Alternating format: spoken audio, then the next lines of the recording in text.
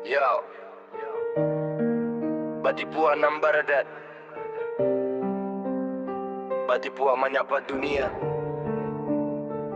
Yo, Batipua di kaki Marapi, kabik pagi menyelimuti sawah mahijau bak kain suci, alam tak kembang jadi guru kami. Batang sabu menguat carito, batu ganceng jadi saksi tuo. Lubak bawa dalam nan tanang di sinan kami baraja sabajo iman. Angin bukit mantak rindu, suara alam jodoh surau. Bukan sekadar kampuang lamo tapi pusakonan indah lapuak dek zamanan lalu.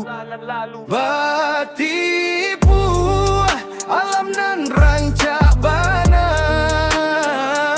adat dijago budayo dijunjung tinggi jo rasa. Batipua kami bangga jonan ado, dari niniak mamak turun ke kamanakan salamo lamonyo. Surau nagari masih baswaro, tampek mengaji jo baraja diri. Adat basan di syarak basan di kitabullah. Itu prinsip nan indak lapuak deh hari. Ninyak mamak menyampaikan pitua, cadek pandai menjago nagari. Bundokan duan jadi limpah, pepaga rumah jo adat nan suci. Bukan sekadar berpakaian adat, tapi adat di hati jo laku. Nan mudo hormatkan nan tuo menjago nan mudo. Batipua alam nan rancak bana, manya tujo raso. Batipua adat nan tak ganti,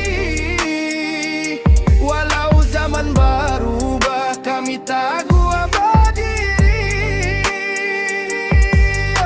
Di rantau mungkin den jauh, tapi Batipua tetap di dado. Identitas bukan sekadar asal tapi nilai nan kami jago. Salamo lamonyo, rap ko bukan cuma gaya. Ini cari tojo jati diri, dari kampung ke pentas dunia. Batipua tetap di hati. Yo, Batipua bukan cuma namo, tapi roh adat jo alam nan indah. Salamo bumi masih bersaksi, budaya Minang indah akan mati.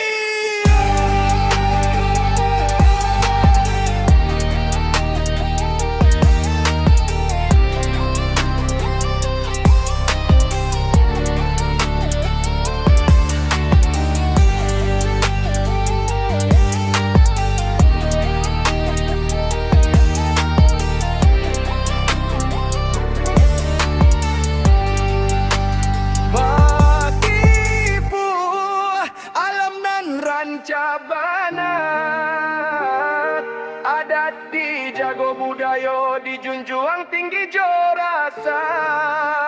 Batipua kami bangga junan ado, dari niniak mama turun ke kamanakan salamo lamonyo.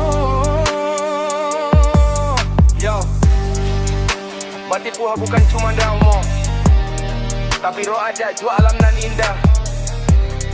Salamo bumi masih bersaksi, budaya Minang indah akan mati.